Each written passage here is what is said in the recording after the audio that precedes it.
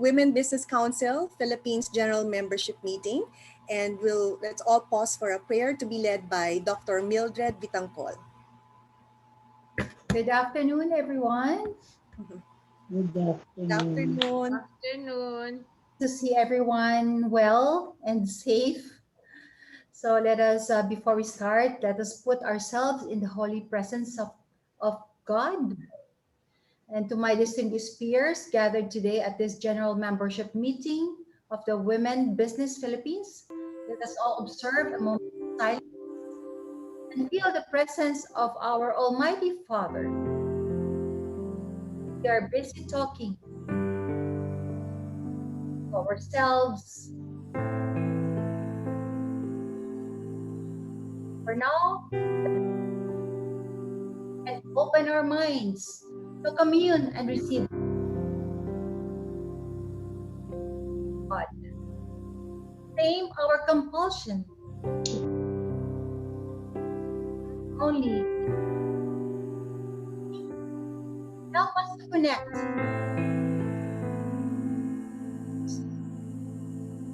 Friends, what God has to say.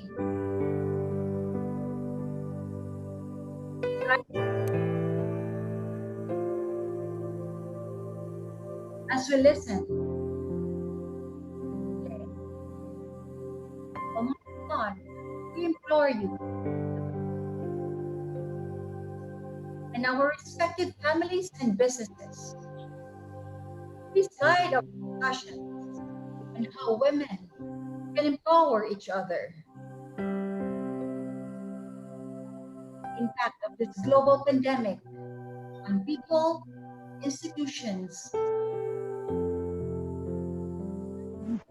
especially the marginalized. Rise above all these urgencies to overcome our fears, find workable solutions to help our economy and health challenges. With your divine mercy and immortal grace. The right resources, capabilities, and most of all, in your mighty divine power and love. The request of Women Biz Philippines for your greater good. In the name of the Father, and of the Son. Amen.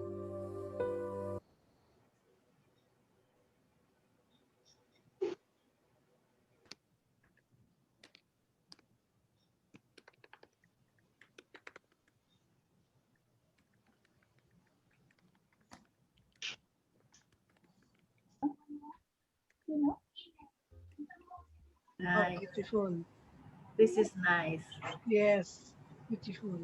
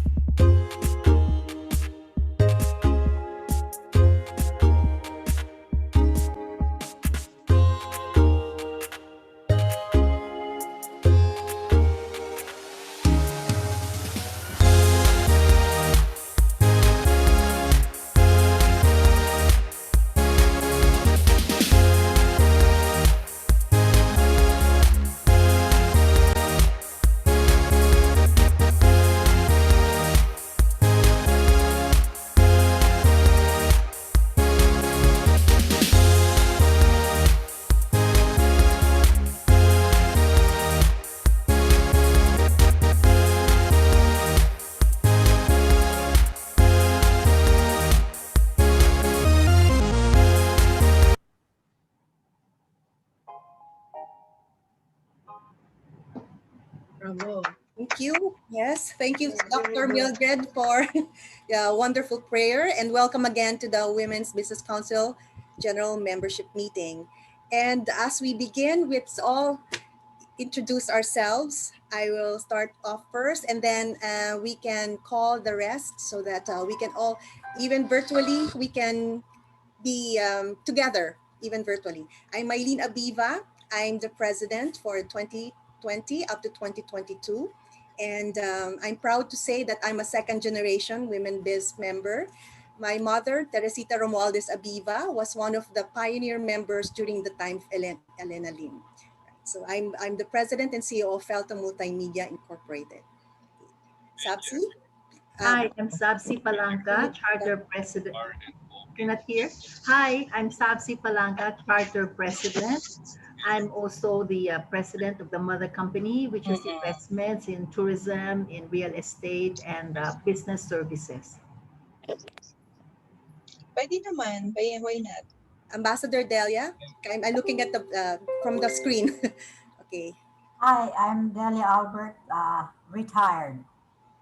My first experience with Women Business Council was with Subsea in Melbourne 18 years ago. I just finished an interview with the Global Summit of Women where uh, 12 former foreign ministers at a round table. And perhaps my claim to fame is I'm the first woman diplomat to be foreign minister in Asia. So something to write in my memoirs.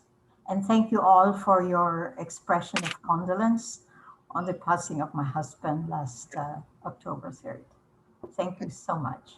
Thank you, Ambassador Delia. May we call former chair, Melly Nicolas?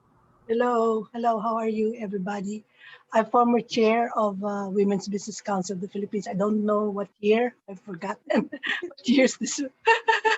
Anyway, I'm still very active. I'm president of Spark, where Butch, Mel Alonso, and Vicky are officers. Also, Spark Philippines is part of the PhilWen network. Um, let's see. I'm corporate secretary of the Lewis College in Sorsogon, one of the three remaining schools that survived the COVID pandemic in Sorsogon. All the rest have either closed or are in minimal operations. What else do I need to say? I think I'm very active opposition member, so maybe I'm not welcome by the DTI Secretary Loba, so don't invite me to any of their events. Okay. Okay, thank you. I don't think that's true, Melly. I don't think that's true. Yes. Okay, let's call Miss Bernardita Maralit. Ma'am. Hi, Yes. hello. I am Dita Maralit. I'm a former regional director for Department of Trade and Industry Region 4. And I was invited to sit in by Subsea because she was I don't know if she started the Women's Business Council at the time that I was the regional director of Region 4. This is just the first time that I attended this meeting, and I am very happy to see all of you all looking very pretty. And uh, as usual, the Women's Business Council is such a big part of our Department of Trade and Industry during the time that I was still in Region 4. Good afternoon, everybody, and I thank you for inviting me. Thank you. Thank you, Hello, Paul. Thank you, Anita. Maralit. And we're also honored to have with us the chairwoman of the Philippine Commission on Women, Miss Sandy Montano. Hi, good afternoon to each and every one of you. Thank you so much, Women Biz. Thank you, Miss Mylene Abiba, for inviting me. I'm on transit now back to my residence from the Philippine Commission on Women. Congratulations for your GMM and looking forward for our active collaboration between PCW and Women Biz. Maraming salamat po. Thank you. Thank you. You're so busy Chairwoman Sandy, and thank you so much for gracing us today. Yeah. We- Anytime, Miss Mylene, anytime. You have my support. Yeah, thank thank, you. thank you so much. And we have of course. Governor. Hi. All right. Okay, we have our chairperson, Miss Monette Iturralde Hamlin. Hello there, everyone. Good afternoon. So I am Monette Hamlin. I am the president and founder of Team Asia, which is an integrated marketing communications agency.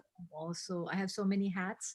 I'm VP Conventions for Paseos, the Association of Convention and Exhibition Organizers.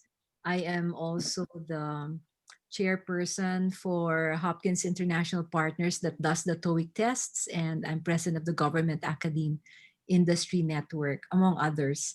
So thank you so much for joining. This is an exciting day. We're all decked in flowers. Yes, right. Power, power, power. And we have our Vice President, Attorney Dick Baladad.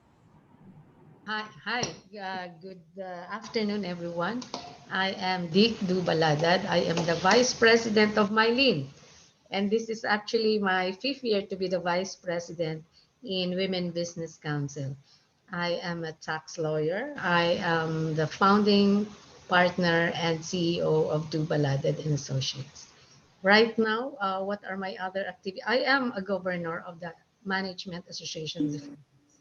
Thank you. Thank you so much, Dick, Attorney Dick. And we have Miss Cherry Atelano, also the ambassadress of the Food Security, yeah, Department of Agriculture. Okay, Hi. Cherry. Yeah, good afternoon, everyone. Thank you so much for being, part of this amazing group. This is actually a very good support system because I'm a very young entrepreneur in agriculture, but I've been in the agri sector for 22 years, and it's good to represent the women. Before actually our meeting, I was just in Southeast Asia Pacific event on women, and we're really pushing for more women in the agriculture sector. And hopefully it can be of good addition when we go on the agri sector. Thank you. Thank you, Cherry. Thank you. And we have our enchanted princess or queen, Cynthia Mamon of Enchanted Kingdom. Yes, a magical afternoon to all of you. As you can see, my background. Yes, I'm the Chief Operating Officer of Enchanted Kingdom. Of course, I assist my husband, who's the President and Chairman. And I used to be with the technology. I used to be President of Sun Microsystems Philippines. I also am a member of the Paseos and the Treasurer of the Tourism Congress of the Philippines. I'm very much involved in tourism. Thank you. And please visit us. We Yes. just celebrated the 25th year anniversary.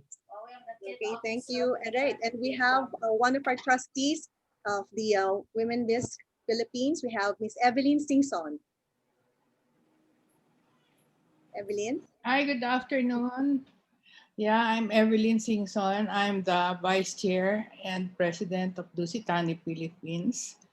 I think I was one of the founders of Women Business Council, but I cannot remember when that was.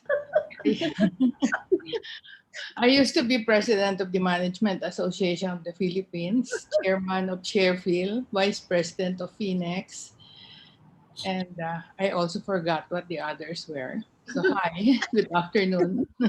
Thank you, Evelyn, power woman. We have also our former chair. We have Miss Chiki Escarialgo. Chiki? Hi. Hi, good afternoon, everyone. I just want to say I miss you all. I'm looking forward to the time that we can meet each other up again live. I'm the CEO and Chief Behavioral Strategist of Mansmith and Fielders, celebrating its 30th year this 2020. It's been a challenging year, but we're up to the task. We've launched a lot of programs, and we've even published a book recently. Cherry Atilano is one of the featured personalities in that book. So yes, life goes on. And I'd just like to say that I am proudly and a new grandmother and to an adorable little boy named Leandro. And that's what I'm like to be busy with. Just catching him grow up on Instagram and on Facebook, which is the thing nowadays. So yeah, happy to be here. Happy to see everyone. Thank you, Chiki, and congratulations. All right, next we have Attorney Lorna Kapunan. Hello, hello. Good afternoon to all of you. Former chair, Uh, yes. and I used to be one of the old founders there. Maybe not old founders, but one of the first founders of the Women's Business Council there. And I know most of your faces, and I'm happy to see that, albeit old, all of us still look young. And I must say, most of you look so prosperous, even in the confines of your own home.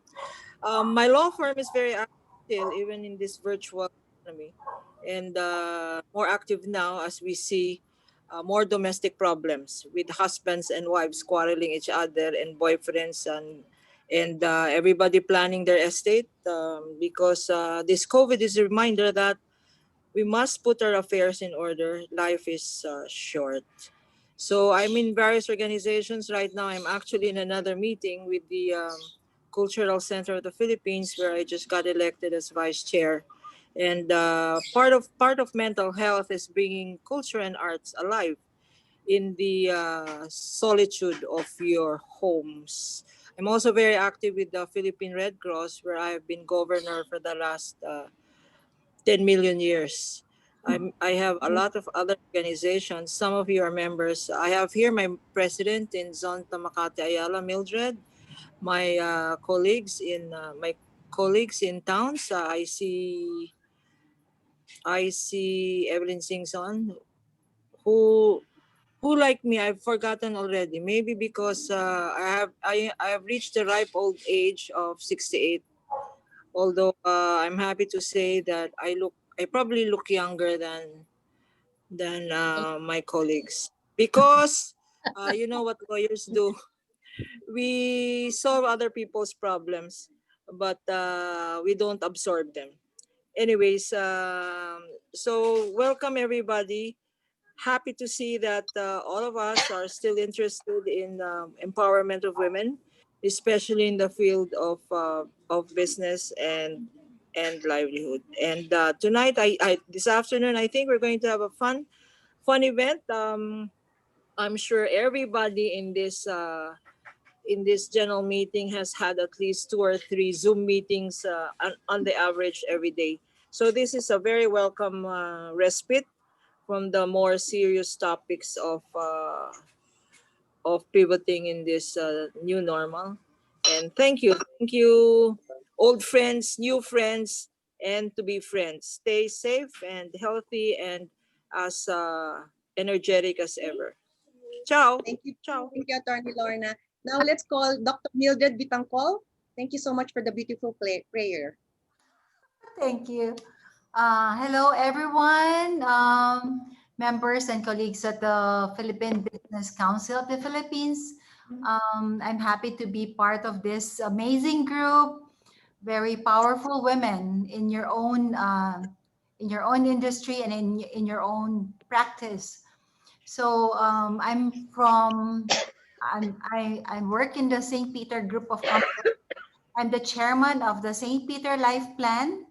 And yesterday we celebrated our 50th year anniversary. Wow, congratulations. Virtual clap. Thank you. And we're looking forward for another 50 years. We're celebrating also our week in our company from October 27 to November 2. That's our death care week, and we have webinars every day. So I'm so happy to be invited here, and I'm excited to listen to the talk this afternoon about secrets on how women can beat the COVID-19, because that's the hottest topic nowadays. Thank you. Thank you. Thank you, Mildred, also for your prayer. And we have Noya. We call her Noya Terrado. Hello, Noya. Hi, hello everyone. I'm so delighted to be with you today, and it's amazing to be a part of this group. So currently, I am the country head and vice president of Legato Health Technologies Philippines. I am very engrossed in building a great company of the future, and that's my goal. I started the company February 2019 Um, um, Being single-handedly, of course, I grew the company, and now we are 2,600 and doubling that company for next year. We will end with probably 3,100. We are in business operations, very focused in healthcare, insurance, HMO, and clinical operations and applied information technology. My engagement with Women Biz was at the time when I had a fortunate opportunity to serve in public service. I had 5.5 years there, and it was amazing that it gave me the opportunity to meet amazing women like yourselves, and being a part of a team that drove to success the hosting years of uh, the, the APEC, the APEC hosting year in 2015, and also the ASEAN 50 hosting year, where I led about 24 events in various trade and investment missions and conventions. I had a great opportunity to meet Ambassador Delia, who I respect very well. And not only that, women like yourselves, from whom I have gained a lot of insights, and I'm learning myself from you. Thank you for inviting me to be a member. And I hope I see you one day face to face. Yeah. We will Thank soon. you. Thank you, Noya. Thank you. And we have our tech queen. Huh?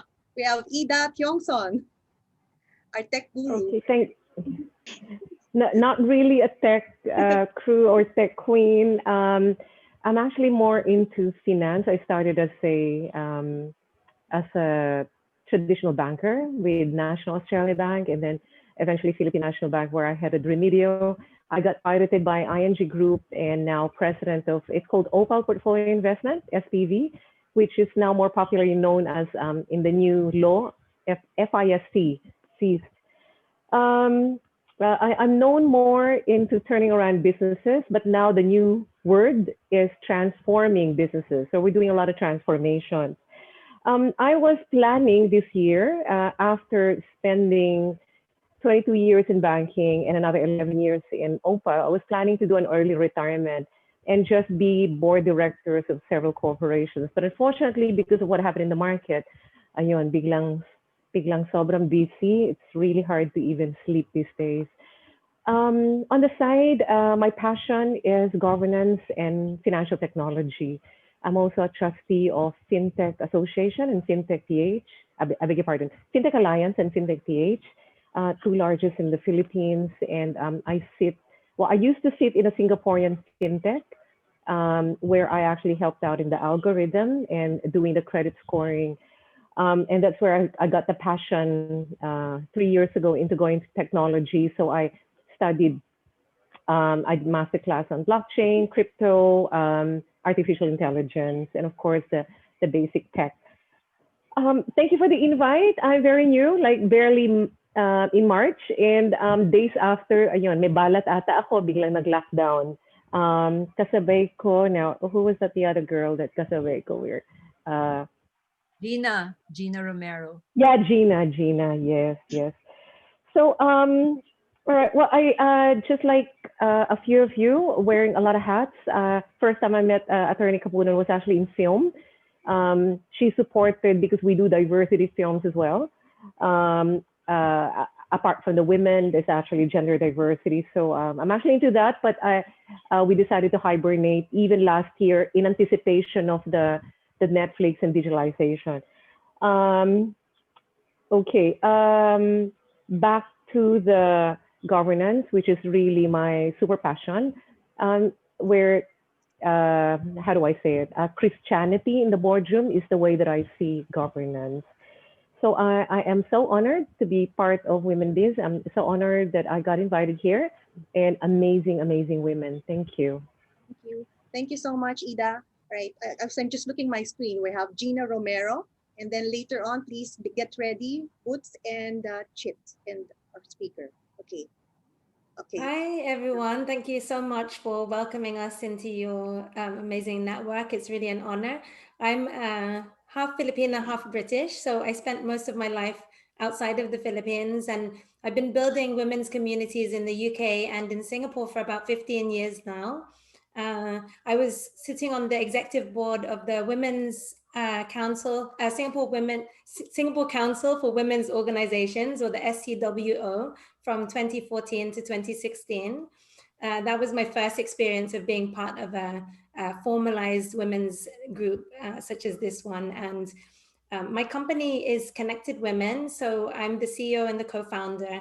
And our focus is upskilling and reskilling women for the future of work. Most of my work in the past has been around helping women entrepreneurs adopt technology so that they can scale up their business.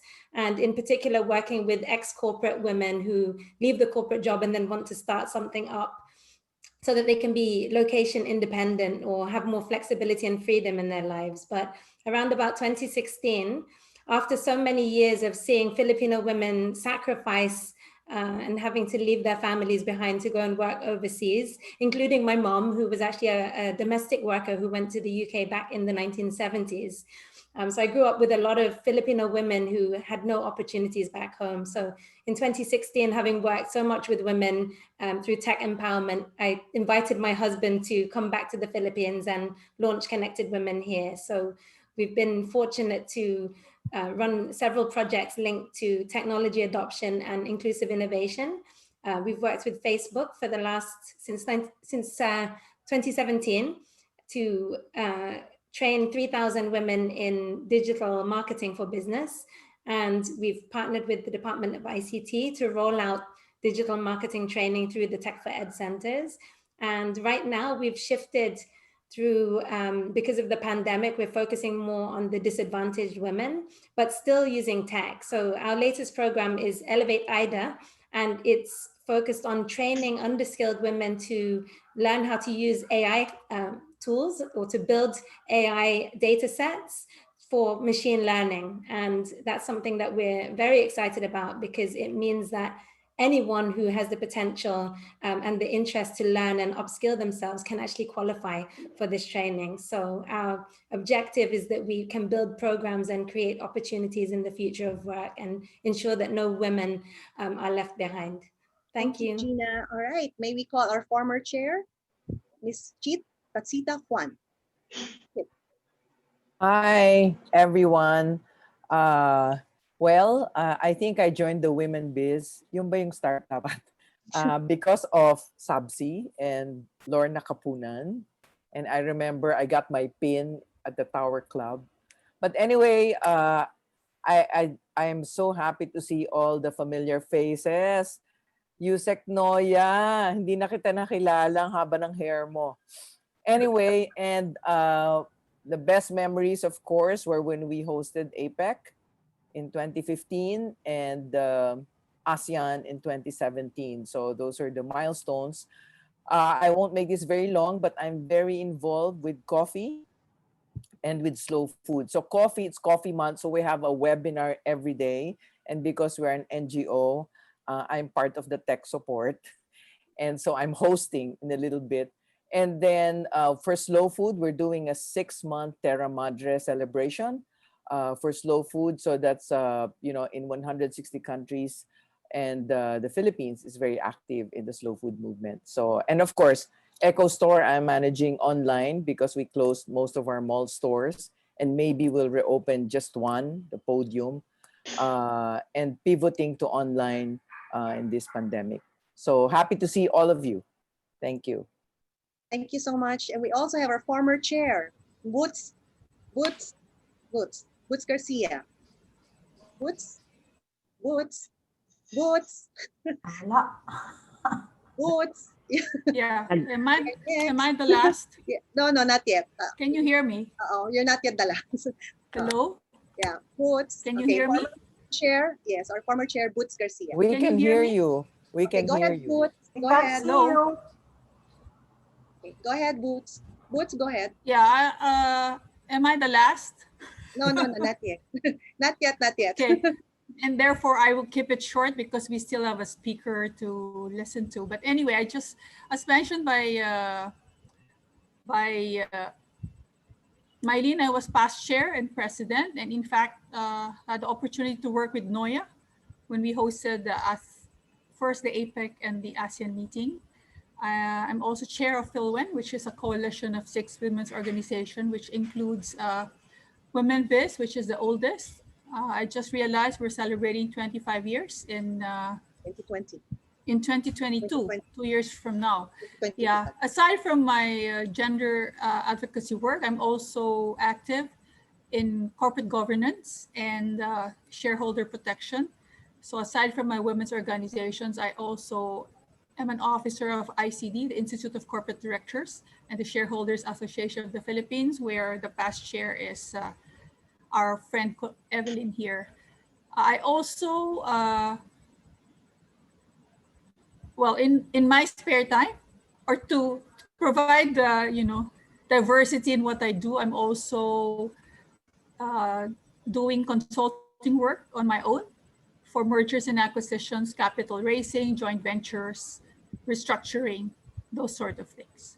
So it's good to see you guys again. Thank Thank you. you. Thank you, Boots.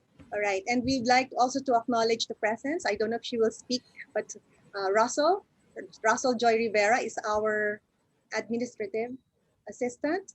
Russell, show us your flower power headdress, hair accessory. Ayan. Okay. Russell, you want to say anything? Hello po, I'm the Women B Secretariat. Nice to meet you all po. Wow. Nice.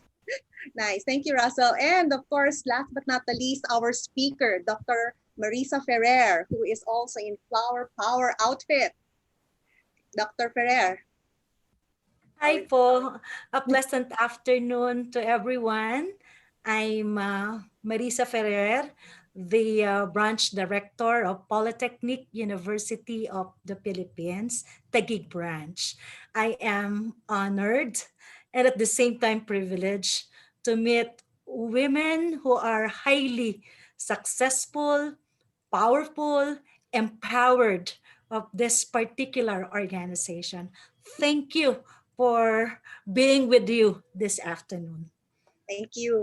Okay, at this point, before we start with some of the talks by our speakers, may we have a group photo? Please just continue to smile because we don't know what if you're going to be in the first page or the second page. Please switch on your video for our. Are we taking the photos now? Yes, yes. Yeah, Our because IT person, Jobin, the only male. while everyone is still present, I guess. Yes, while we're all here, and where's Chairwoman Sandy? Are you still with us? Okay. Everybody, please switch on your cameras. Jobin? Okay, all right. Just give us the cue, Jobin, huh? 1, 2, Okay. 3. Just smile. Again po. One. 1, 2. Okay na po. Okay, nice. Okay, thank you very much. We will put it in the chat group. And then please remember, yeah, we are actually on Facebook Live right now, so you can watch the replay if you cannot stay for the whole duration. So you can replay, watch replay. And we're also going to be in YouTube. So we're going to be at the YouTube Women Biz YouTube channel. Okay, now let's move on to who will be talking to us. We'll be talking about the early years of Women's Business Council. Let's all welcome our charter president, is Sabsi Isabelita Palanca. Sabsi, take it Thank away. you so much. Thank you. Good afternoon.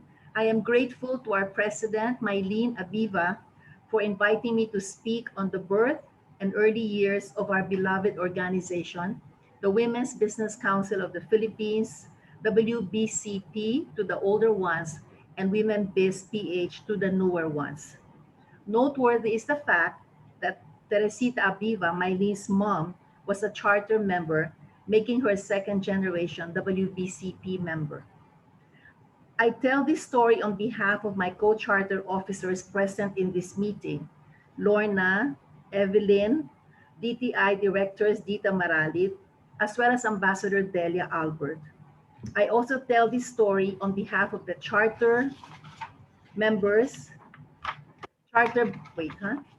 I also tell this story on behalf of the charter members who are here with us now, who could not be with us but wish to congratulate Women Biz PH for standing the test of time. I greet our chair, Monette Hamlin, past chairpersons and presidents Chiki Go, Meli Nicolas, Lorna Capunan, Boots Garcia, Chitwan, the current board members, today's resource speaker, Dr. Marisa Ferrer, all who have joined us from the government and private sector in today's virtual GMM. Most especially, I'm very happy to see Chairperson Sandy, and you will know the reason why. Our organization was a planned birth, not an accidental one. Our father was a Department of Trade and Industry, and our mother was the then National Commission on the Role of Filipino Women, now called Philippine Commission on Women. And our grandfather or godfather was the President of the Philippines, Fidel Ramos.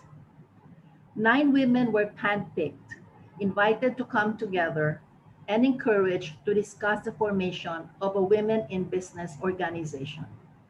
This mix of women came from small, medium, large, and multinational enterprises. They were either women business owners or women executives, holding positions of CEO, COO, or CFO. These charter officers later held an election amongst themselves. Elena was elected chair, Ida Gordon, may she rest in peace, vice chair, yours truly as president, Lorna Capunan as secretary, Evelyn Singson as treasurer, Yolanda Ong as public relations officer, and board members elected were Emily Abrera, Doris Magsaysayho, and Margie Delaram. Sitting beside these illustrious women during board meetings and planning meetings was an honor indeed. The challenges during those times were gender mainstreaming in public policy, breaking into the corporate and political glass ceilings, etc., for women in general and including women in business. Hence, DTI's and PCW's twin hopes for Women Biz PH were to be the voice of women in business, to address the needs of women in business, particularly SMEs, for access to data and research, market and networks, technology and continuing education, and credit. In support, DTI gave Women Biz a free office within its main office, where Executive Director Jessie Asuncion and her staff of 2 held office. Assigned the Office of Special Concerns, now called Resource Generation and Management Services, to lend support. Thank you again, Kadita. Granted Women Biz PH seed money of 1 million pesos. To fast track and strengthen her industry hold, DTI and PCW introduced WBCP to critical networks, to name some locally: DFA, DILG, government lending institutions, TESDA, DAP, DOST. Internationally, APEC, ASEAN, UNDP, UNIFEM, UNOPS, JICA, ADP, UNEP, Women Leaders Network, SIDA, APO, Center for Asia and the Pacific Women in Politics. Women Biz was invited to be part of the official private sector delegations to government private sector high-level meetings as a member, speaker, discussion leader, or panelist or resource person. To mention a few, in Bangkok, the APEC Committee on Gender and Women's Business Issues, the APEC SME Ministerial Meeting, the APEC Senior Officials Meeting, the APEC Women Leaders Network, Asian Development Bank Workshop on ADB's Long-Term Strategic Framework, and APEC Ad Hoc Advisory Group on Gender Integration. For its part, Women Biz PH, after deliberations, adopted DTI's and PCW's joint vision and undertook programs and activities to influence policy and address the needs of women. Here are a few examples. access to market and networks. With then DTI Assistant Secretary Richard Osman present, WBCP introduced the idea of a confederation of women's business councils in APEC in an APEC SME meeting. WBCP became the chief operating officer of the organization. During the closing ceremonies of APEC WLN on September 2, 1998 in Kuala Lumpur, Malaysia's Minister of Entrepreneur Development, Dato Mustafa Mohammed, inducted its charter officers to include Women Biz PH as vice chair. Women Biz felt that being a voice in APEC meeting halls would also foster well its advocacies for women in business back home. In September 2001 in Hong Kong, after some years of working together as international organization partner, Ida Gordon and Francesca de Zwager represented the WBCP in the Global Summit for Women. At that time, women would join male-organized trade missions. Women Biz encouraged its own all-female trade mission, plus formed delegations to important international meetings. In Wellington, then Vice President Gloria Arroyo and Senator Legarda headed the delegation. We also went to Taipei in 2001 and in Sydney and Melbourne with Ambassador Delia Albert as head of delegation. Thank you, Ambassador Albert, for flying from Canberra to Melbourne to join us. Access to data and research. Women Biz lobbied successfully with the national census to include in their census, taken every 5 years, the economic contribution of working women to the household. Last quarter of 1998, CWBC launched the Women in Business on the Web and linked this to the APEC Center for Technology Exchange and Training for SMEs. Women Biz also published the first research ever done on how ASEAN women in business cope successfully with the Asian crisis. This was written by AIM professor Victoria Liquanan with the support of UNDP and AIM. Title of the study was Unlocking Doors, Women-Led Businesses in Malaysia, the Philippines, and Thailand. Access to continuing education and technology. We launched the Zenaida Gordon Micro Cottage and Small Women's Business Startup, Survival, and Expansion courses. Before this, TESDA's policy was to focus on vocational courses only. Ida Gordon, WBCP's charter vice chair, wrote the 2-volume manuals for these courses, which have been offered nationwide by TESDA. At that time, too, most of the foreign aided workshops focused on building skills, for example, in manufacturing. Women Biz influenced Can Asian Business Women's Network to embrace its belief that selling skills is as important as manufacturing know-how. Can Asia subsequently sponsored workshops on how to export handicrafts manufactured by differently abled women. Women Biz adopted also a program of mentoring and echoing. Partnership with the APO and DAP, WBCP members attended various foreign workshops in 2003 and re-echoed their learnings to others. Annie went to Creative Design for Packaging Industries workshop. Agnes Carlos, WBCP Davao chapter, went to Ula and Batar in Mongolia to study strengthening management capabilities of small industries.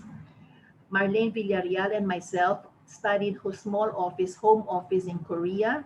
Lorna Kapunin attended opportunities and challenges in global markets in Singapore.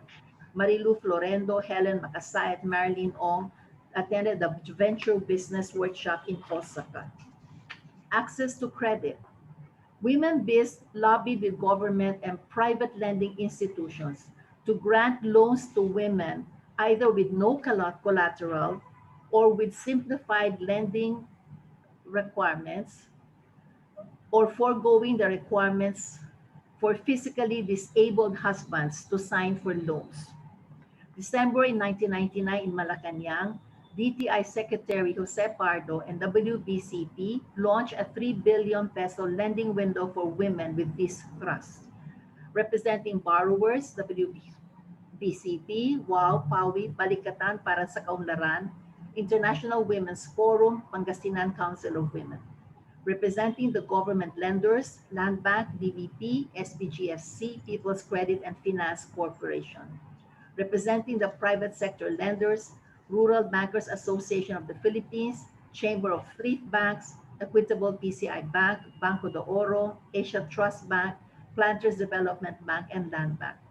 Some of the banks launched their own versions of this lending program. For example, Land Bank launched a lending window called Pinay with a 1 billion initial funding. Most of the members were based in Metro Manila.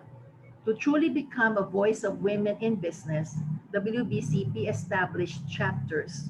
The Rizal Provincial Chapter was the Rizal Chapter with Rebecca Inares as chairperson and Marlene Villarreal as president was launched in 1999.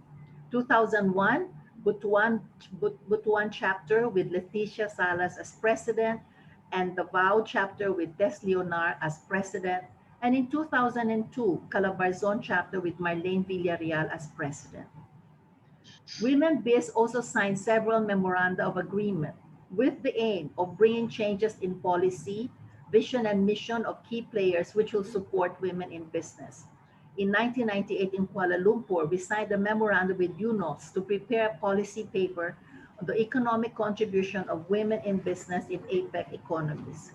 1999 with DTI and lending institutions for linking banks and women entrepreneurs into the new millennium. And in 2001 in DTI with Secretary Ma Rojas to help government lobby, generate, and allocate resources for industry sectors where women have an edge. In 2003, Women Biz clustered its membership according to industry. 2001 Butuan with UNEP to promote Global Compact Initiative, and 2002 with USEC Zoraida Alonso of SBGFC to utilize the 5% loanable amount of government funds for women's businesses. This memoranda augured well for women in business. Lorna Kapunan, who at that time was the president, and I signed the memorandum. Presidential state and working visits. We were invited to become members of the official private sector delegation in 2000 of His Excellency President Joseph Estrada. Loida Lewis and Women Biz Director Melly Nicolas hosted a business networking session.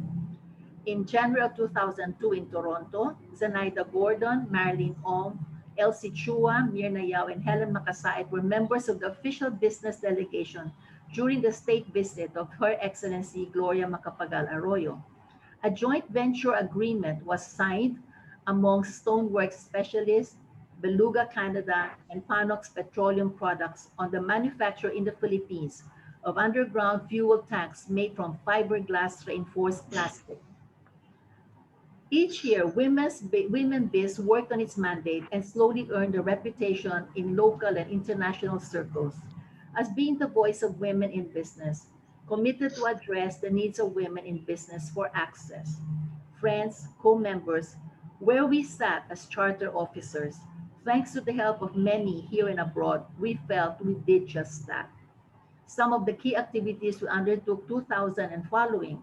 2001 in PICC, we organized the second Asia Pacific Business Convention exhibition on globalization and transformative leadership, attended by 500 delegates from 14 countries with 31 Philippine cities and provinces represented, keynoted by Her Excellency President Gloria Arroyo. In 2002, Secretary General Dante Canlas reaffirmed that the Arroyo administration and NEDA will adopt the WBCP thrust, which is that their policies and programs will be gender mainstream, they will reduce borrowing requirements, and they will promote industry clustering. In 2000 in Bangkok, I was the plenary speaker for the Asia Pacific Women Parliamentarians Conference on Transformative Leadership for Good Governance. In the audience were senators, lawmakers, and congresswomen from Asia Pacific, plus royalty. In 2002, in AXI, WPCP co-chaired with the UN's Assistant Secretary General Michael Doyle, the opening plenary of the Asian Forum on Corporate Social Responsibility on the topic Global Compact Initiative. And in 2002 in Prague, yours truly keynoted the United Nations Environmental Program high-level seminar on cleaner production on the topic, Women-Dominated SMEs, a Potent Force in Environment Protection. I thank the men and women, both government and private, both here and abroad, who believed in our commitment to promote women's economic empowerment and who unlocked doors for women in business. Truly, awarding you the title of Honorary Women in Business is most fitting. I honor and thank the officers and members of the Women Biz PH, with whom I served from 1997 to 2004. United, we laid, I believe, a strong foundation for our twofold mission. I thank the chairpersons, presidents, officers, and members of Women Biz PH who came after us have been serving WBCP from 2004 till now, honoring her legacy and bringing her to greater heights and new horizons. I thank once again President Maylene for the opportunity to speak with you today. Maraming salamat po. Awesome. Yes. Thank you so much, Sabsi. Thank you. Okay. Thank All you. right. And I also would like to acknowledge we have with us Jean Ledesma Lim. Jean, I saw your name. Jintan. Yeah, Jean. Tan. Where's Jean? Jean Tan, rather. Jean Ledesma Tan. Okay. All right. Jean Genevieve Tan, can you just show your wave if you don't want to talk? Jean. Okay, and then let's continue. Jean, what happened to her? Okay. All right. Maybe, ayan. Hi, Jean. Just Hi. say hello. Hi. Yeah, your name and yeah, your company. Yeah, I'm Jean. I'm from Southville International School and Colleges. Yeah. Been trying to track you down because we couldn't get the link. Yeah. Hi. Hi Thank you, everyone. Jean. Okay, let's proceed. Let's proceed. Okay, and thank you very much, Sabsi. The reason why we also shared the history of Women's Business Council Philippines is for us to move forward. We need to know where we came from, who we are, and what we stand for. And just briefly, I'd like to share with you the President's report and also how I envision my leadership as President of the Women's Business Council of the Philippines. I'd like to say that my leadership is not about a person. It's not about me being a person or in a position, but it is a complex moral relationship between us women based on trust, obligation, commitment, emotion, and a shared vision. It's about women helping women. So Women's Business Council Philippines had our induction of the new officers last July 28th, and it was our keynote speaker was Secretary Ramon Lopez, opening prayer by Sabsi Palanca, and we had the induction of our board of members, board of officers. We had our chairperson, Monette Iturralde Hamlin. We had our vice president, Attorney Dick Baladad. We have our secretary, Ms. Jeannie Havelosa. Our treasurer is Boots Garcia. Our auditor is Ms. Chit Juan. And then we have our trustees, Attorney Lorna Kapunan and Evelyn Singson. And I am also pleased to announce that because we have two cabinet members who joined us, and the reason being why DOST was also with us is that for those of us who may not know, that DOST has an Industrial Technology Development Institute, or ITDI, and we can closely work with DOST for the incubators of the businesses, of women businesses, then in line with DTI as well. And the immediate past president's report was given by Monette Iturralde Hamlin, and I have given of course, my acceptance speech. And the induction of our new members, most of our new members are here. We have, of course, Dr. Mildred Vitangcol, we have Cherry Atelano, we have Donna Lina, we have Dana Maharacon, we have Grace Tata, and we have Noya Terado.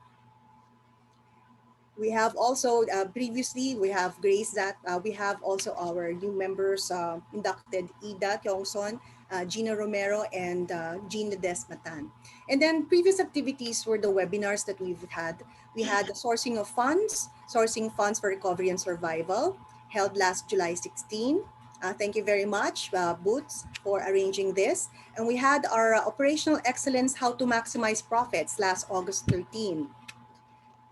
In addition, we also would like to thank our members for the Go Negosyo Kabuhayan series hosted by Women's Business Council Philippines. And this was in partnership, of course, with Go Negosyo, and our speakers representing Women's Business Council Philippines were Dr. Mildred Vitangcol, Jean Ledes Matan, and we have also Kathy Turville and myself. And I was also asked to be the keynote speaker at the Australia Global Alumni Knowledge Series. And this is our photo with Ambassador Stephen Robinson. My topic was about crisis leadership. In addition, the other activities that we've had is Women in Tech. Women in Tech is an organization of college students, about 1,200 college students, to inspire girls to break the gender barrier by closing the gender gap by using technology. And this is one of our advocacies for young women to be involved in technology. Problem? In addition, we had a cooperation with the Infocom Technology Association of the Philippines, which is ITAP, which is the prime mover in the development evolution of ICT in the Philippines. And we'd like our member, Ida Tiongson, who gave her talk on how your business can thrive and adopt to COVID the role of technology last September 17. And I was the moderator. Okay, here we are. So we had the this September. And we would also like to say thank you for our member, Chit Juan, who was one of our speakers for the Sulong Peace and Development Conversation with myself last September 23. Okay. And then we also participated in the Expat Professional and Business International Women's Leadership Summit last September 24 to 26 with 12 other countries. Now, one of the highlights of the past few months is our participation in the DTI OTOP Virtual Trade Expo. That means I'm glad and I'm pleased to announce that the 900 merchants were able to garner over 100 million transactions in this event. And I'd like to thank our members, Ida Tiongson, Cherry Atelano, Lana Paharacon, and myself who participated in a webinar for September 26. Now, in continuing our advocacy for, okay, so these are the Virtual Trade Expo, to promote as well the Women's Business Council. And to continue my advocacy for girls in technology, I gave a talk for Girls Will Code. It's a community that encourages girls from age 10 to 19 to participate in activities related to coding, programming, robotics, and engineering. So they have this activity called Stemerging Careers.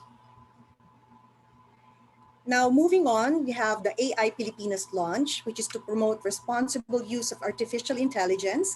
So AI is a plays a key role in helping the country respond and recover from COVID. So this is one of the activities that we had, AI Pilipinas, last October 7. And it was spearheaded by Microsoft. Right. Now, moving on, I'm sure that our chairperson, Monette Hamlin, Nitoralda Hamlin, will be sharing more about this. But she gave a talk about a UN discussion forum, policy making of the economic empowerment and related rights of women in marginalized sectors. We are going to be coming up with some activities, and one of which is the Kalakal Calabarzon, which is organized by DTI Virtual Expo in October 29.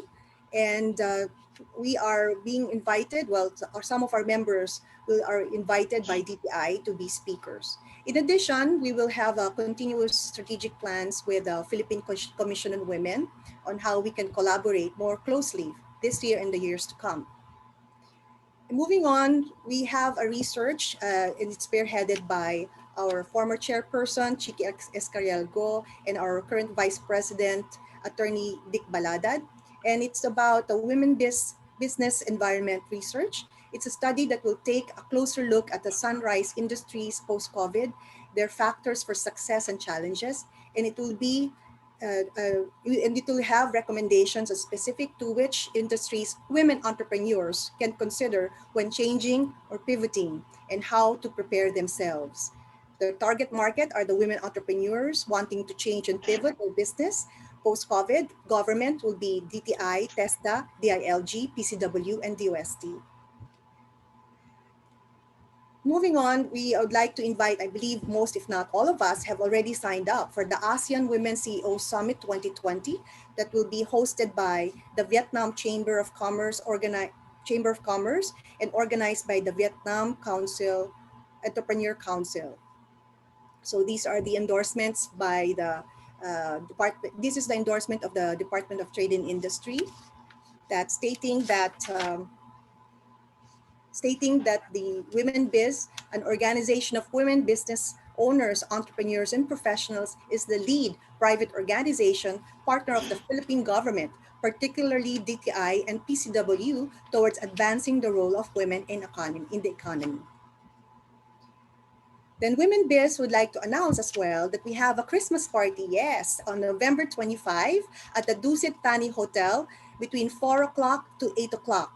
You do have an option whether you want to dine in at the restaurant in Benjarong to dine with us, or we can have your meal delivered.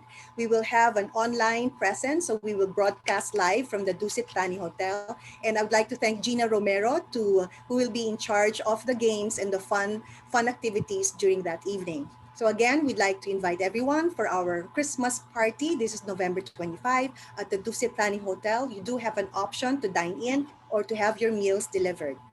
And finally, would like to announce that this coming November 28th to the 30th, the Women Business Council will be partnering with other private organizations for the Bayanihan Virtual Trade Expo. It's an online selling for entrepreneurs to pivot their business to a more sustainable and manageable concept. So one-stop shop venue, virtual exhibit of various business concepts in partnership with the lead organizers is Philippine Star and PLDT Ka Ascenso.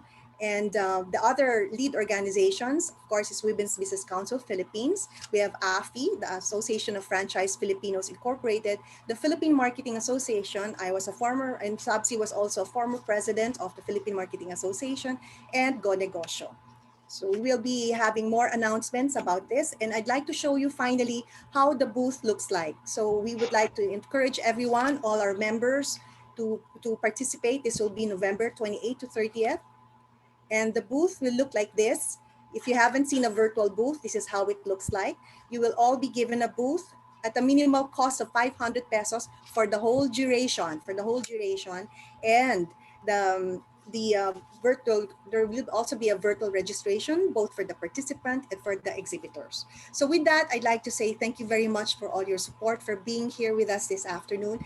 And we look forward to a fruitful, productive, and a wonderful day and a wonderful year ahead of us. So with this, I'd like to turn over to Monette Iturralde Hamlin to just give us a preview of what she has been, or representations to APEC and to the ASEAN. Thank you very much. I request permission to share. Thank you very much for that report, Marlene. Very comprehensive.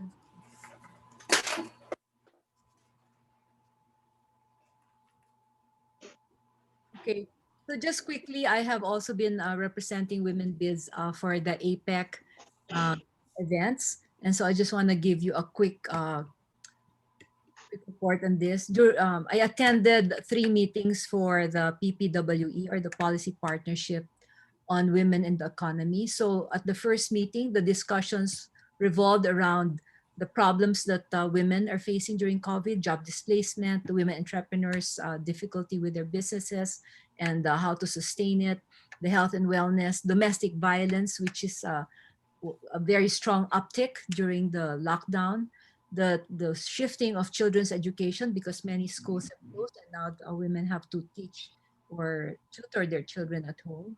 The need for private sector engagement, the fact that most of the countries that have performed well were actually led by women, and that the importance of gender lens and sex disaggregated data. So this was the meeting on the first one on August 21.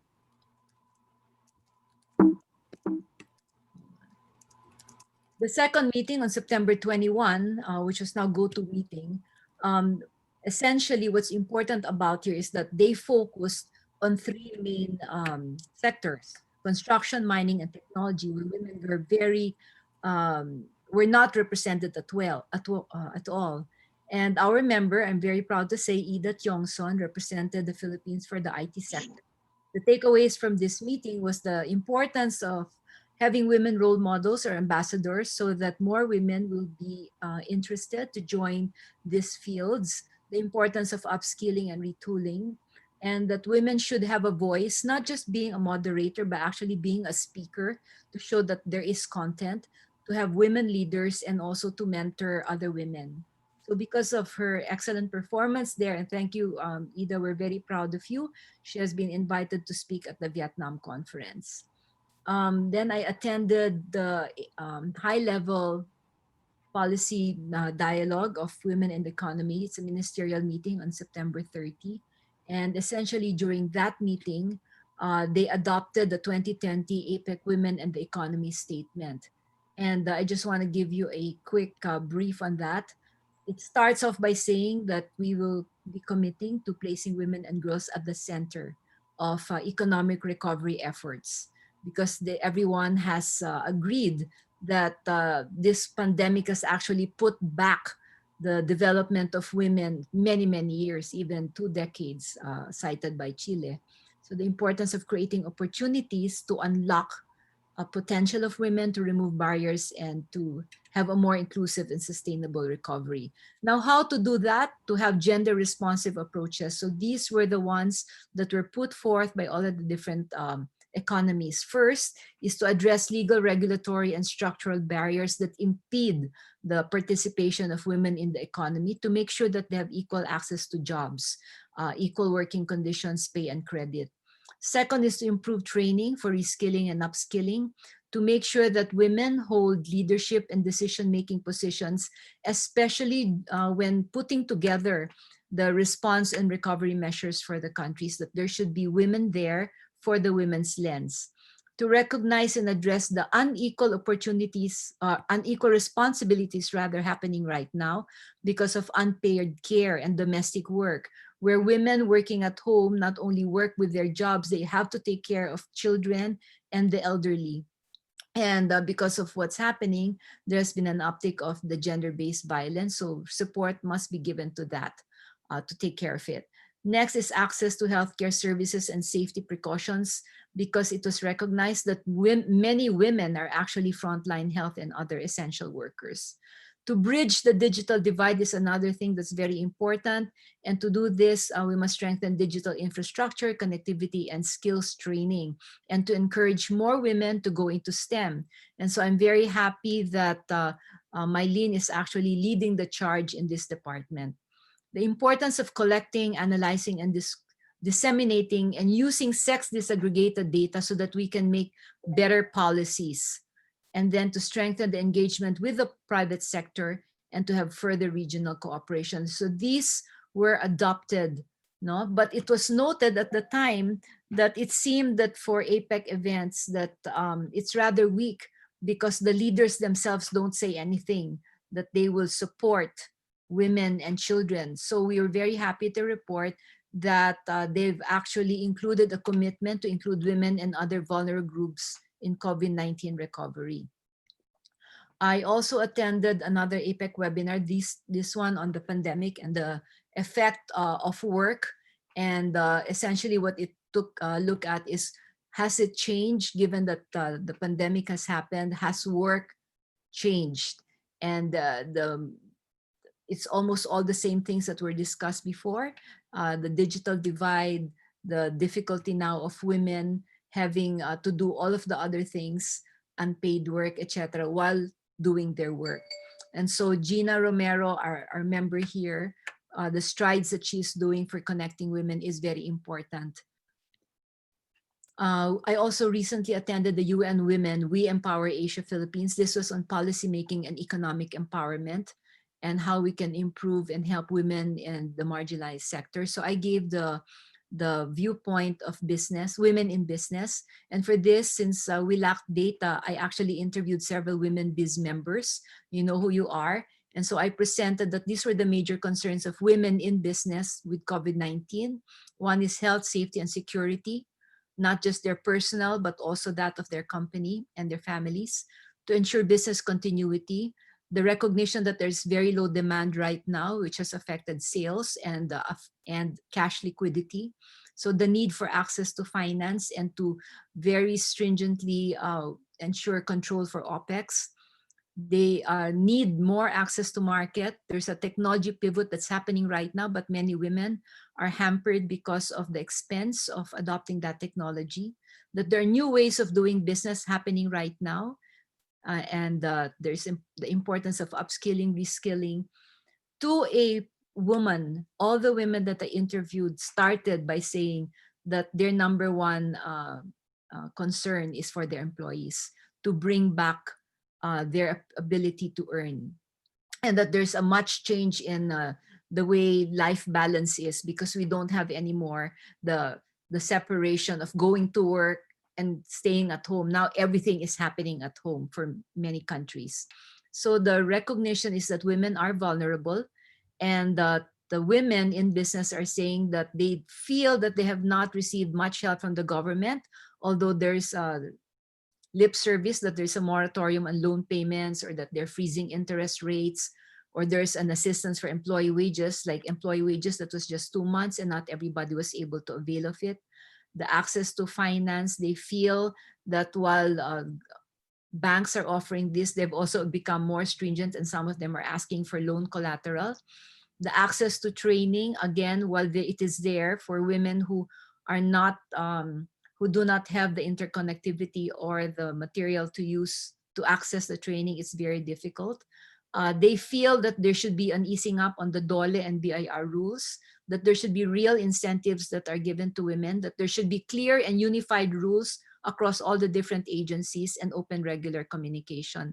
So there is the recommendation that we actually create a ministry of women, so that that ministry, in other words, to elevate PCW to a ministry, so that PCW can actually have a lot more money to implement all of the things needed to help women. So the best way to solve all this is to get more women to the table, so that we can ensure that all of the discussion and policies include a gender lens, and that we apply all decision making based on sex disaggregated data that we need to collect and analyze. So how can women help other women? Incorporate a gender lens, provide a platform for discussing issues of women in business, which Women Biz is doing, to integrate women into the supply chain, to upskill, reskill, to mentor MSMEs, sponsor other women in leadership roles, and finally, to create an ecosystem of sisterhood, of women helping women succeed. So that's it. So thank you very much. Well Over. said. Thank you very much, Chairwoman Monette. And we definitely will be heading towards all these recommendations to help women, helping women. Okay, at this point, it's time for us to introduce our guest speaker. Thank you so much. And she is a registered psychologist, an ACUP accreditor. She's a doctor in educational management. She's a master of arts in psychology and major in counseling. She has a bachelor of industrial psychology. Her membership in professional organizations are Psychological Association of the Philippines, Pambansang Samahan ng Psikolohiya sa Pilipinas, Royal Institute of Singapore, Philippine Council of Deans and Educators in Business, the Philippine Association of Campus Student Advisors, and the Phi Lambda Theta Philippines Area Chapter. Ladies, and one gentleman, our IT. Please welcome Dr. Marisa Ferrer. Take it away. Thank you. Thank you for that kind introduction. Once again, a pleasant afternoon to everyone. So let me share to you first my slide presentation. I love her necklace. Thank you. Okay. Okay. Yan. Okay, so welcome to our mini lecture, no? Entitled Secrets on How Women Can Beat COVID-19. I'm sure you will agree with me when I say that women in business in particular are also experiencing the pinch of COVID-19. Problems like lack of funding, as you have said, ma'am, low demand, market saturation, even low self-esteem, low morale are some of the challenges brought by this pandemic and at the same time economic crisis. Plus the fact that we need also to address our personal needs, our family, or to some, even their love life. We also experience that particular fear simply because of our physical health and also our mental health. Indeed, we need to at least address the different challenges brought by this COVID 19. But the question is how? So basically, in the world of psychology, we need to become resilient out of these challenges. Why resilience? When we talk of, or based maybe on your observation, there are people who remain calm in spite of the present situation, but there are basically crumble simply because of these challenges in life. People who are able to navigate the ups and downs of life have what the psychologists call resilience. But what is resilience? Technically speaking, it is the ability of a person to bounce back to the different challenges, adversities of life. Here in our sharing, I just want to define resilience, not just bouncing back, but rather it is the speed at which we bounce back. Sabi nga po sa Tagalog, hindi mahalaga kung ilang beses kang dumapa. Ang mahalaga, ilang beses kang bumangon at gaano kabilis ang iyong pagbangon. So people who are experiencing challenges have two options. First, you will allow the emotion to get the best out of you and remain freeze simply because of fear. Or simply uplift yourself from the present situation and turn pain into possibility. And basically, that's the concept of resilience. I'm sure you will agree with me that every one of us basically experience the roller coaster ride of life. Sabi nga uli sa Tagalog, ang buhay ay parang gulong. Minsan nasa ilalim, minsan nasa ibabaw. Even if you are the happiest person on earth at nakatira po tayo sa tawag dito sa Santa Rosa, yung ating magical place. But still, you are not exempted from experiencing these challenges. These challenges may bend you, but please do not allow to break you. Again, sabi nga, pwede tayong ma-knockdown, but definitely hindi tayo pwedeng ma-knock out. Now, how are we going to increase that resiliency and be a part or integrated in our system? So first, when we talk of resilience in times of crisis like today, we need to boost our immune system. Why immune system? Basically, immune system is the very complex network of cells, and it is the one responsible to defend our body against infection. In short, immune system fights infection.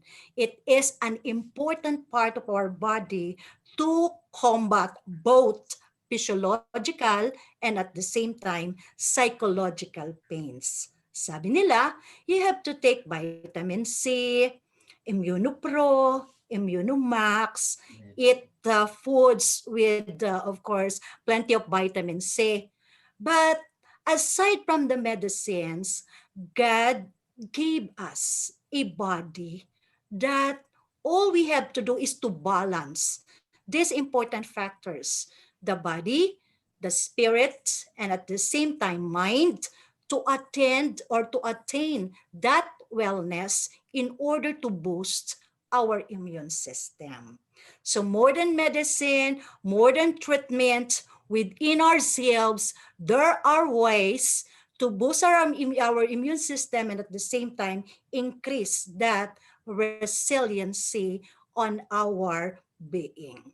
So, in order to balance both the physical and at the same time the mental, allow me to introduce to you our happy chemicals. These are the happy hormones inside our body. There are so many hormones coming from the brain, nervous system, other glands of the body. But this afternoon, I will only introduce to you four happy chemicals. These are the serotonin, dopamine, oxytocin, endorphin. If these happy hormones are secreted, definitely it will produce higher level of immune system. Question, how? Now let us check. We will discuss this four chemicals, body chemicals, into into two types. First, the endorphin and dopamine. These are the things that you can do to yourself to boost immune system. Then serotonin and oxytocin are the things that you can do to others, but it will bounce back and then it will increase your immune system. So, ready? Let's start with endorphins. Now, these are the chemicals produced naturally by the nervous system. What's the purpose?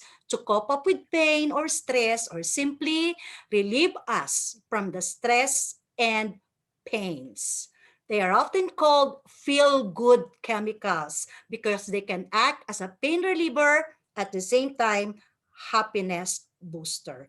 How are you going to stimulate endorphins? Simple lang po. First, we need to exercise. Simple stretching, joining virtual Zumba classes or aerobics, or simply walking, running, or jogging. Once you experience, for example, stress or fear, definitely our body will become stiff, matigas, hindi makagalaw. But if you will move through physical activities, then there is a possibility what?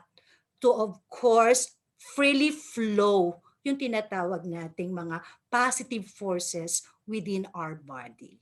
So, make it a habit at least 15 to 30 minutes a day. Even simple stretching will do in order to at least manifest that physical activity. Okay? Next, another simple way to boost your endorphin. Okay, spicy foods. I know there are people who are not fond of eating spicy foods, but at least try even a little amount, okay? Because spicy foods basically speeds up metabolism. It combats infection. It fights bacteria, viruses, even cancer cells. So try po natin, even a little amount. And if you're not really fond with spicy foods, maybe this one. Okay? Dark chocolates. These are the 5 reasons or excuses to eat more dark chocolates. Let us check. It reduces the risk of stroke, especially sa age po natin. It promotes heart health. It lessens your risk of chronic degenerative disease like diabetes. May help sharpen your brain, especially if you're attending mga Zoom meeting, mga webinars, it will keep you smart. Baunin po natin yan. And of course, it boosts mood and it helps for stress relief. But advice lang po, you have to look for 70% cocoa. And as much as possible, you have to eat also dark chocolates in moderation because of its high fat content and calorie content. Okay, next. Wow. Okay, being happy, okay, through constant smiling and laughing are considered what? Personal choice. It's your choice to become happy, to become joyful. And what are the benefits kapag nag-smile ka always? Kapag tumatawa ka always? Tingnan nyo po, it reduces heart disease, a natural painkiller. It improves breathing. Yung mga nagda-diet, it helps you lose weight. It gives good sleep. It decreases stress, and to some, it makes you look young. So there is no reason to smile. There is no reason to laugh. Okay po, next. Another is, of course, another personal choice in life, being thankful, being graceful. Okay? If you wake up this morning still alive, alert, enthusiastic, then you have to be thankful kasi buhay ka. Kung nagising ka within the comfort of your room, with your kama, electric fan, or aircon, you have to be thankful. Marami po tayong kababayan because of Bagyong Kinta. Nandun po sila sa relocation center. And we have to be thankful because you still have your business. You are surrounded by your loved ones and friends.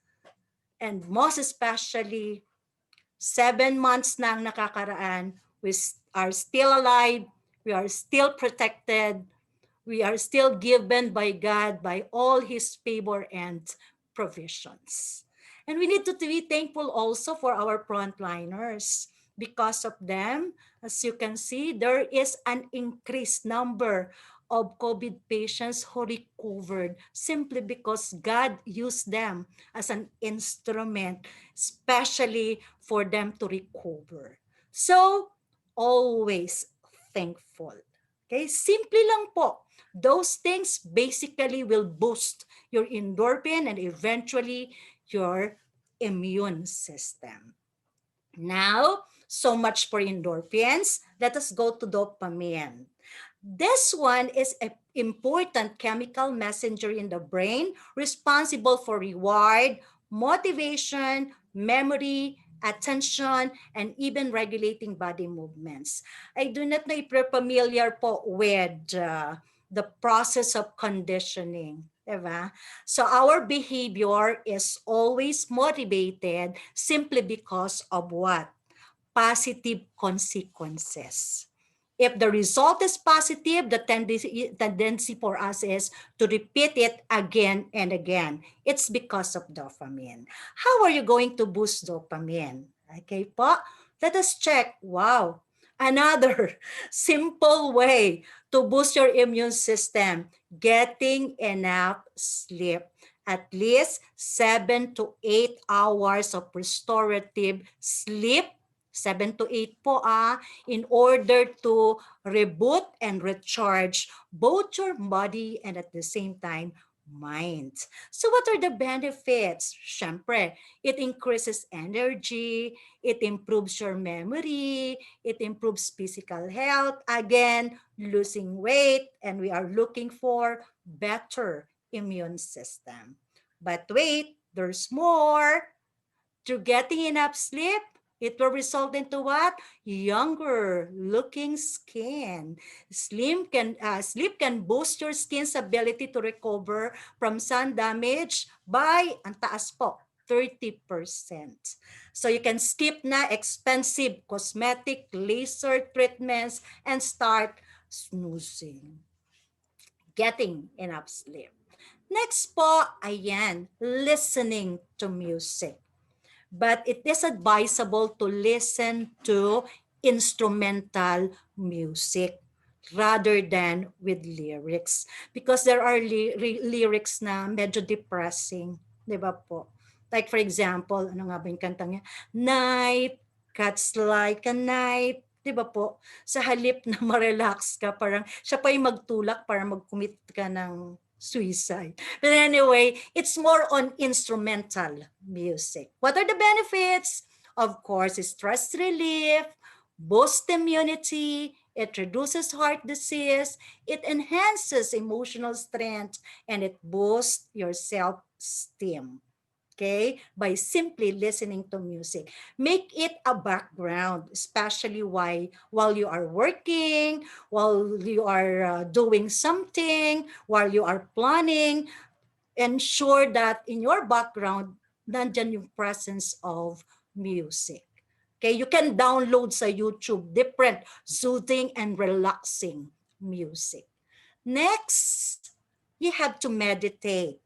Meditation here, it's a simple visualization, not that complex meditation. All you have to do is to find a quiet place and then sit comfortably, close your eyes, and then visualize. For example, a calm, a peaceful, or a quiet place. Maybe an empty beach, a meadow, and then engage all your senses while imagining that place, hearing the splash of water, smelling the cool breeze of air.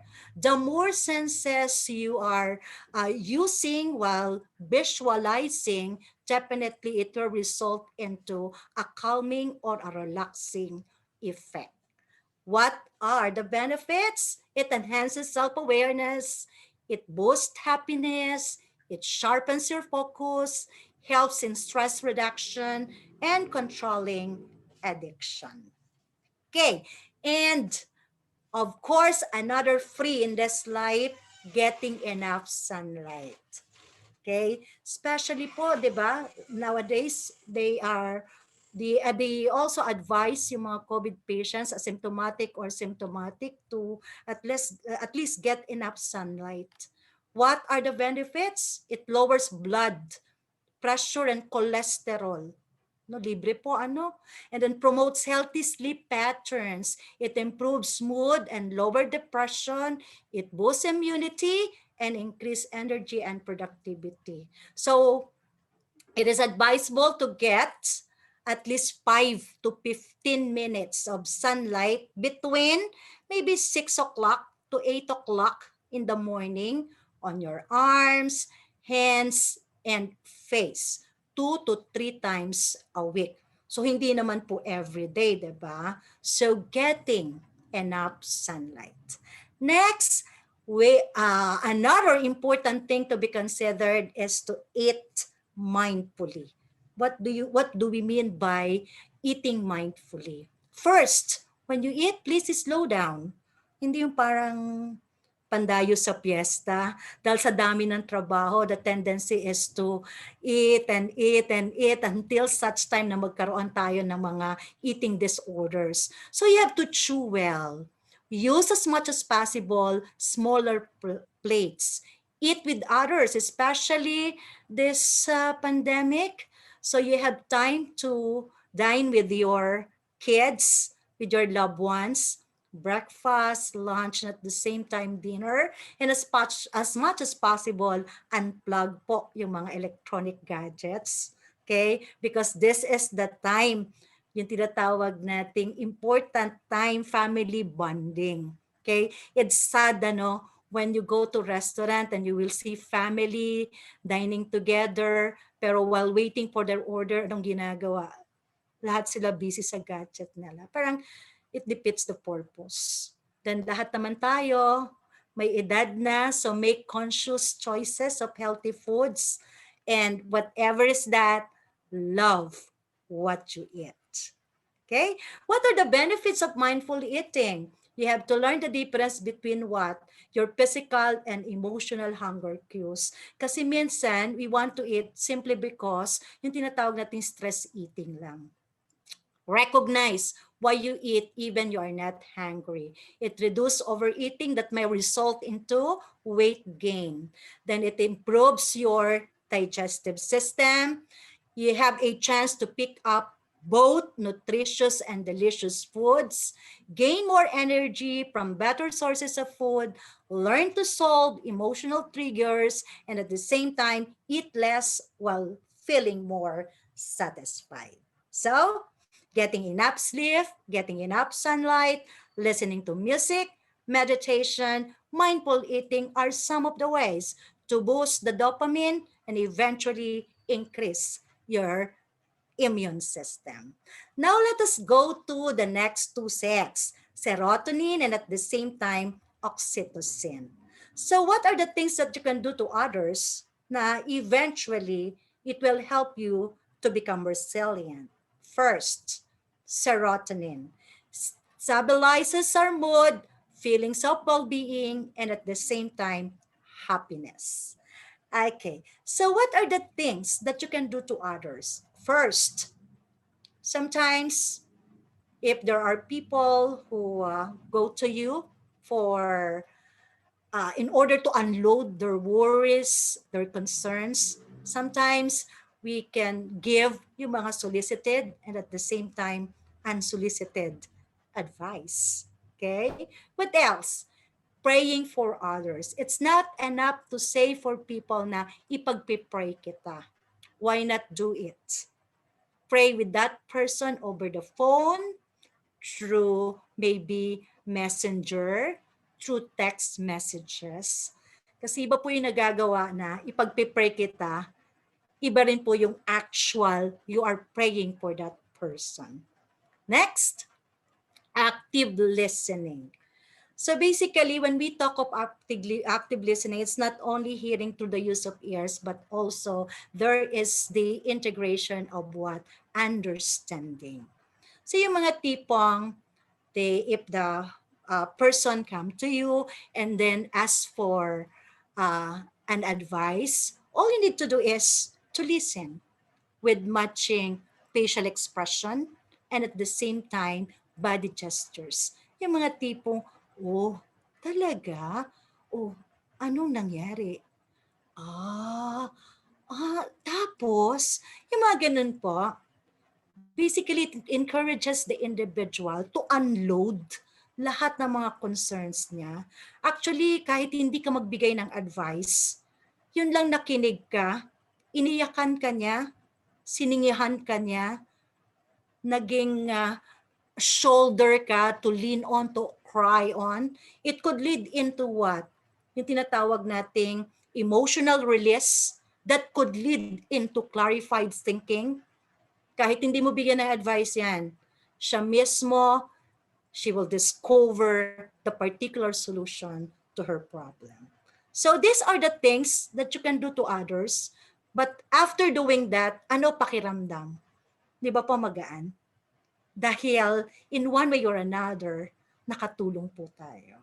Okay? Next, if you want naman physical, rather than psychological, especially nung kasagsagan ng pandemic, majority sa atin, definitely we pack foods, mga relief goods to give to the people who are unfortunate enough na ma-experience yung tinatawag nating hagupit ni pandemic.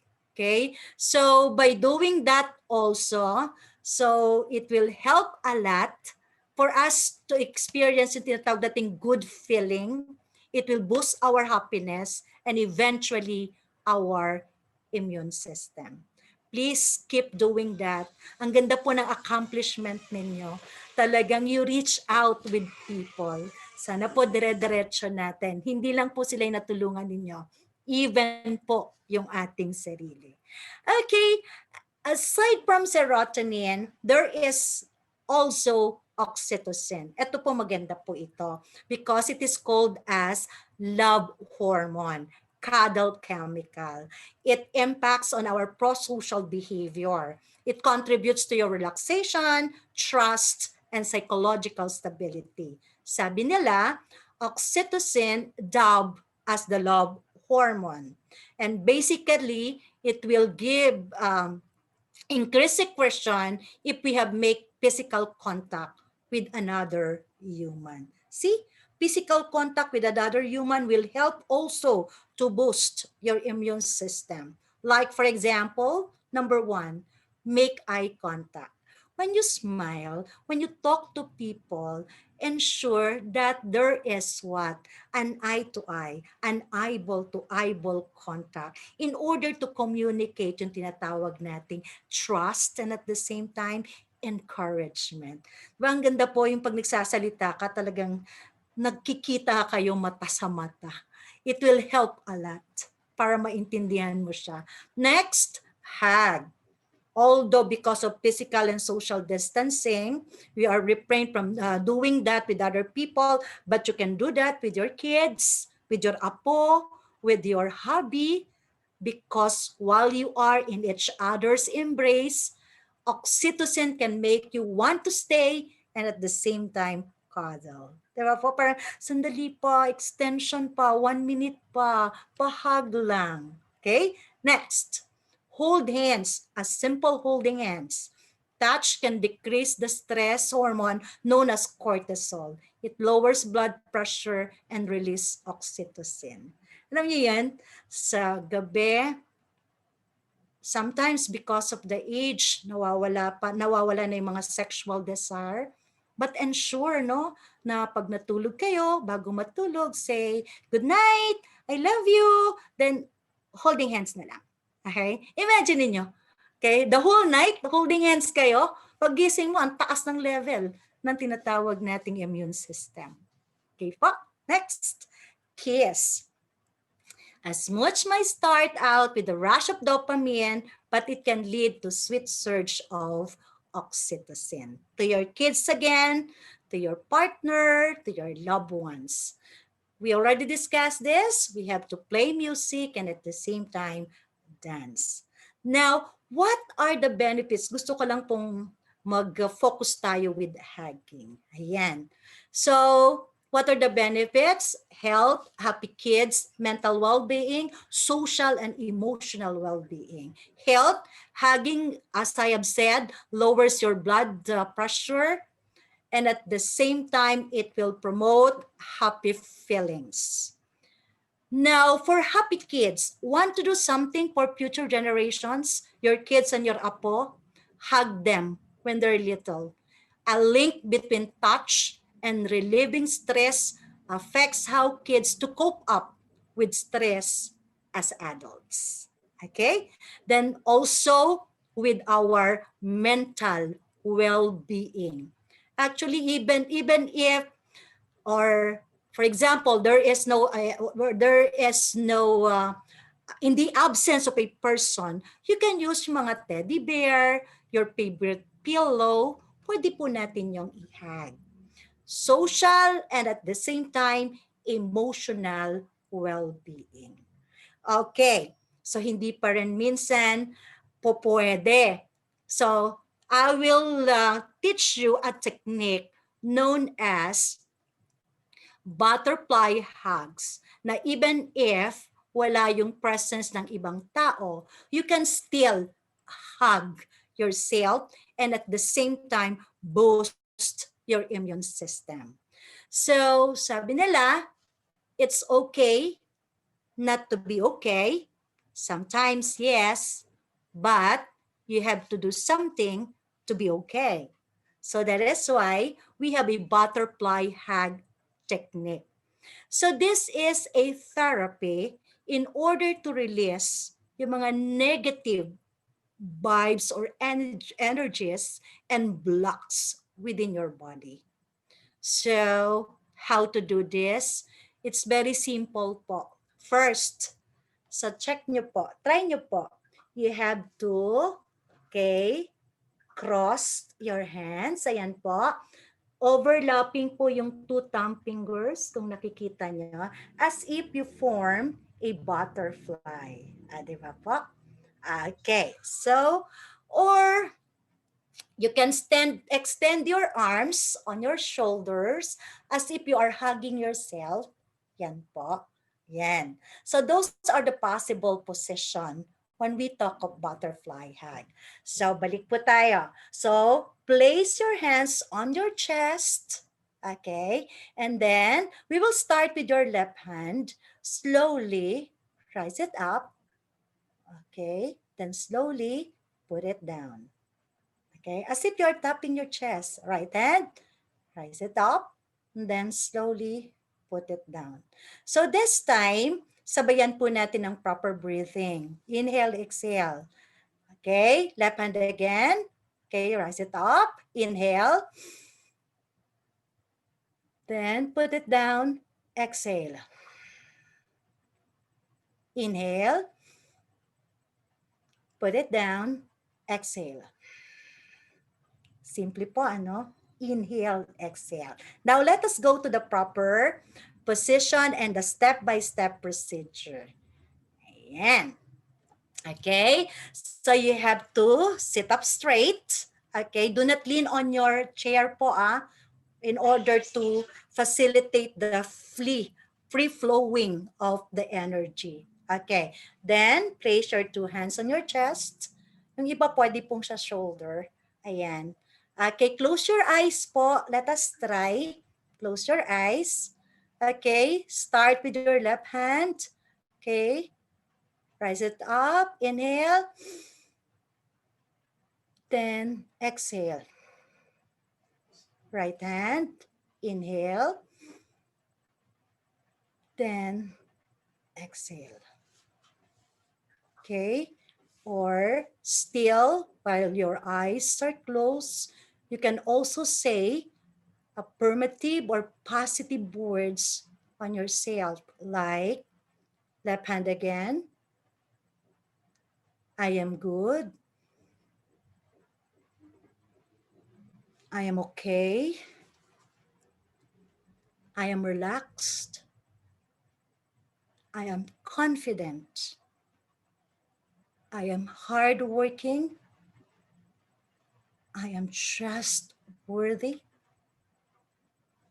Or you can recite your favorite phrases or verses from the Bible, like left hand again. With God, nothing is impossible. I can do all things through Christ who strengthened me. God is good all the time, and all the time, God is good. You can recite, for example, Psalms 23. The Lord is my shepherd, I shall not want. He makes me to lie down in a green pasture, and he leads me beside the quiet water. Yes, do I walk in the valley of the shadow of death, like COVID-19, I will fear no evil, for God is with me. Thy rod and thy staff, they always comfort and protect me. He prepares a table before me in the presence of my enemy. He anoints my head with oil, and my cup overflows. And surely goodness and mercy shall follow me all the days of my life. Amen. Do it repeatedly until such time you will feel that you are relaxed, calm, and at the same time, relief. Yan po. So, butterfly hug technique. So, whenever you will attend, for example, to your Zoom meeting, there is a planning, medyo, okay, stop, slow down, make a butterfly hug first, at least mga 1 minute or two, okay, to release all those negative energies. Then pag attend ka, okay ka na. Then after, for example, the meeting, again, do butterfly hug. Okay? So, basically, in order to become resilient, we have to, boost our immune system using this for happy chemicals. And lastly, I would like to share also my experience to you this pandemic. This is more on the spiritual aspect. Please always focus on undeniables rather than uncontrollables. Uncontrollables like challenges, pressures, trials in life, basically Those are beyond our control. Focus on undeniables. And these are what? The goodness, the kindness, the faithfulness of our Lord. Soon, I know all these things will come to an end. Kapit lang po sa ating faith. Sabi nga ni Robin Padilla, kapit lang sa matigas. God is in control. God is in charge of everything. Once again, a pleasant afternoon and God bless us all. Thank you po. Thank you so much, Dr. Ferrer. Okay, let's give her a virtual applause. A virtual butterfly applause. So, a virtual butterfly applause. Ayan. Yan, yan. Very good. Yan. Si Lorna, si Sabsi, let's give her a butterfly applause. Okay, lahat tayo paru-paro ngayon. Thank you so much. Okay. Thank you. Thank you. Yes. Okay. We would like to acknowledge before we say goodbye and ask questions to Dr. Ferrer. We'd like to acknowledge Flor Tariela. Flor, can okay, Flor, is she still here in the call? Andiyan pa ba si Flor? Okay. Wala, mukhang umalis yata. Okay. Well, at this point, may we ask our members if you have any questions for Dr. Ferrer? She's kind enough to give us a copy of her presentation. So thank you so much, Dr. Ferrer. So we can practice everything, including the butterfly hug and boosting our immune system. Do we have any questions on the floor? Is Flor here? Okay. All right. Okay. Do you have any questions? Attorney Lorna.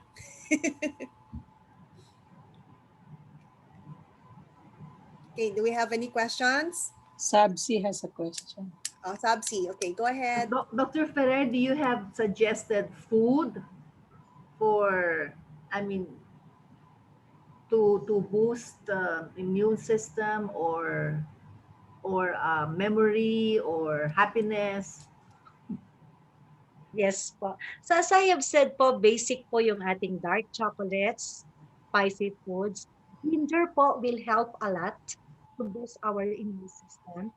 Based on the recent study of DOST, BCO or virgin coconut oil will also help a lot to fight the different bacteria and viruses inside our body. Basta po, eat lang po plenty of water and at the same time, the usual, the green leafy vegetables, basically it will help a lot. All right. Thank you. Gina, Thank Dr. you. Ferrer, Gina has a question. Yes po. Gina, ask it. It's so funny. Her question is so funny. Go ahead, Gina. So I thought I would ask you the question that everyone wants to know. How much chocolate is too much chocolate? Oh nga, that's right.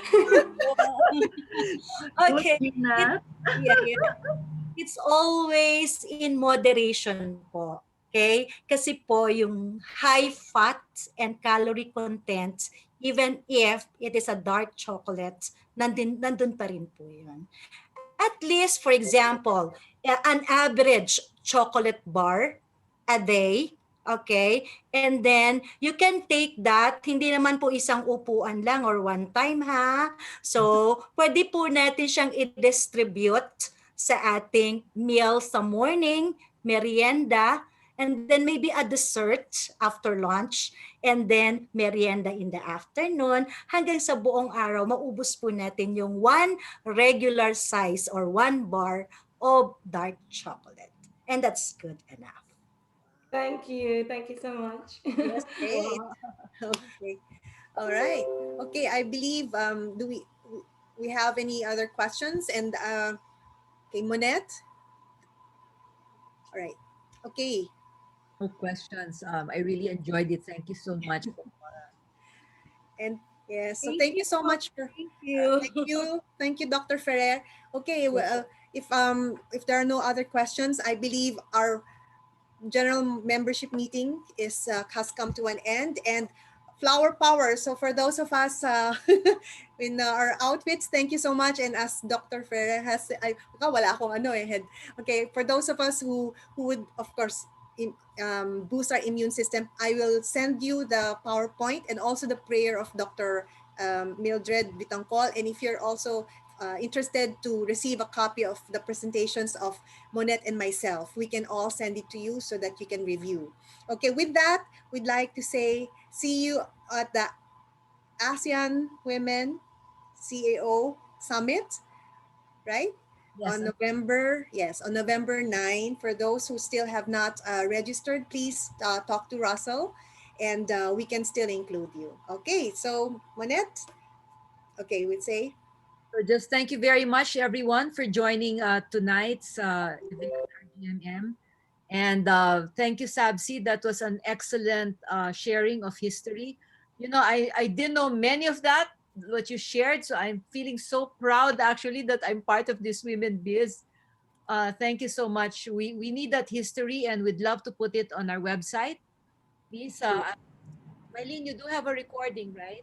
Yes, yes. This recording we're actually at the Facebook Live at the moment, and then we will also upload it in the YouTube channel of the Women's Business Council Philippines. So you can do all your replay reruns as Can much as you you give want. me the? Can you Yes, give yeah. me And all the? Where's my notebook? also request for those of our members, if there is anything Ayan, that you I don't already did. that you would like Yes. to share with the other members, you can do so. Just please send it to us, and then we can help disseminate information. All right. So we will send you the links for the YouTube channel and also as well as the Facebook Live link. Okay. Thank you so much and see you soon, ladies. Let's keep strong and be safe. God bless. God Mabuhay ang bless. Women's Thank you. Business Thank Council you. Philippines. Thank Thank you. you. Good Thank evening, you. everyone.